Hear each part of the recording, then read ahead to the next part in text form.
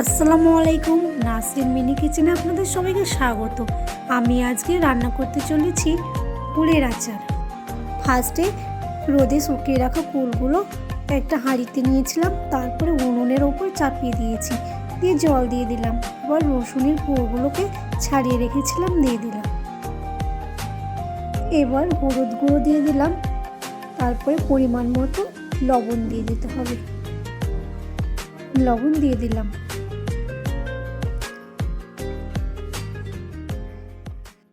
দশ মিনিট উনুনে রাখার পর দেখতেই পাচ্ছেন কি সুন্দর ফুটে উঠেছে জল আর কুল।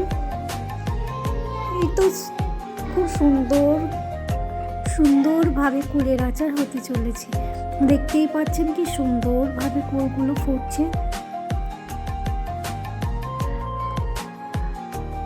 এবার কুলগুলোতে চিনি দিয়ে দেব, অনেক টক হয়ে যাবে না হলে। চিনি দিয়ে দিলাম পরিমাণ মতো। এবার কিছুক্ষণ নেড়ে দেখতেই পাচ্ছেন কি সুন্দর তৈরি হয়ে গেছে কুলের আচার। ওয়াও, এভাবে কুলের আচার তৈরি করে খাবেন, মুখে লেগে থাকবে। অসাধারণ, অতুলনীয়, খুব সুন্দর হয়েছে খেতে। এবার বানিয়ে খাবেন। আর আমাদের ছোট্ট মিনি কিচেনটা ভালো লাগলে একটা সাবস্ক্রাইব করে দেবেন আর একটা লাইক করে দেবেন, আমাদের পাশে থাকবেন।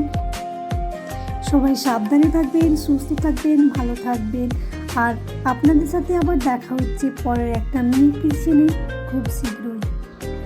ততক্ষণে আপনারা আমাদের চ্যানেলটাকে একটা সাবস্ক্রাইব করে দেবেন।